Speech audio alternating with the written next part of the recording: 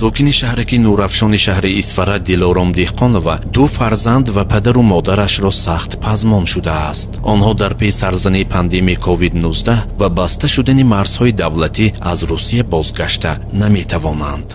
دادای بیمه من روسیه و برفتن همونجا حاضر من لیچینی برفتن و لیچین مانده برفتن. پسرم من یکتش خدمتنده یکتش همونجا انده من دادم با بیمه نگاه کرده گشته است.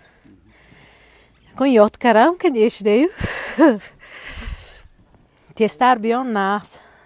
دلارام میگوید که اگرچه سرزنی پاندمی کووید 19 مجرای معتدل زندگی او و عائله‌اش را خللدار کرده باشد هم، اما در جهت عملی‌گردانی آرزوهای دیرینه‌اش قطعیت و نیروی بیشتر بخشید. در دوره پاندمی دریافت جای کار در زادگاه کاری چندان آسان نیست. از این خاطر او و شوهرش وقتی امکانیت سفر نوبتی به روسیه تا دوره نامعین محدود شد، تصمیم گرفتند که با چارواداری و پرنده پروری مشغول شوند.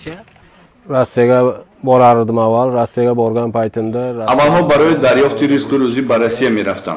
Bemori koronavirus paydo shud u imkoniyati ba unjo bargashtan namond. Rohho basta shudand.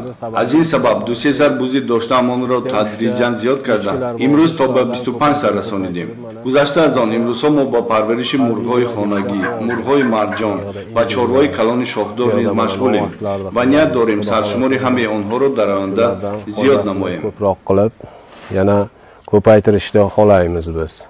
دلارام قناعتمندی از آن دارد که شغل در دوره پاندمی موقتا انتخاب نموده او و شوهرش ثمره‌های نیک به بار می آورند. بازپروری با برابر سهل گردانیدن مشکلات تأمین مادی عائله در دوره پاندمی نیازمندی‌های همدیاران را به محصولات برای سلامتی مفید برآورده می‌گرداند. ما حال به نگاه میکنیم، بوز میجوشیم، شیرش میفروشیم، قطعش میفروشیم، هر جاها آمده میخرن، اخو جمع میبیایم، ناحیه اسفره میبیایم، کنی بادام میبیایم، کوچکاک میبیایم، هر جا میبیایم ده. شیری بوز وایده سخن نده به دولینی، سردشنی و یا کسلا و فایدهش کلام.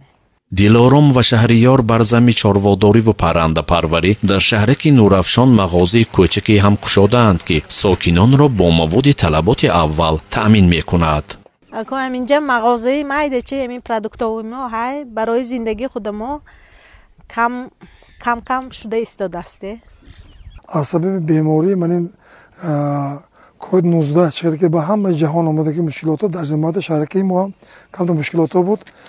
با موقع تصرف جماعت تصرف کمیته شهری اسفره برای مردمی که امروز شرایط ندارند کمک‌های یک وقت رسانیدن. بعضی عائله‌ای که من عائله دهقان‌ها که با مهنت خودشون با پرورش چاروا، پرنده و دیگر نمونه واقعی مهنت کرده با مغازه شخصی خودشون محصولات خودشون فروخته امروز زندگی به سر بردن که از سببی که با اینها پیشتر با روسیه قرقیزستان رفته کار کرده می آمد امروز از سببی که بیماری شدن یگانجا نرفته در همین جماعت شهر خودمون مهنت کرده شدند. دلارام و شهریار با در نظر داشت امکانیت‌های خوبی پیش آمده تصمیم گرفتند که من بعد از مهاجرت مهنتی به خارج کشور دست کشیده در حدود شهرکی نورافشان پارچه زمین بیکار خوابیده را از خود نموده در آنجا با کمک فرزندان باغ میوه و قطعه زراعتکاری بنیاد کنند.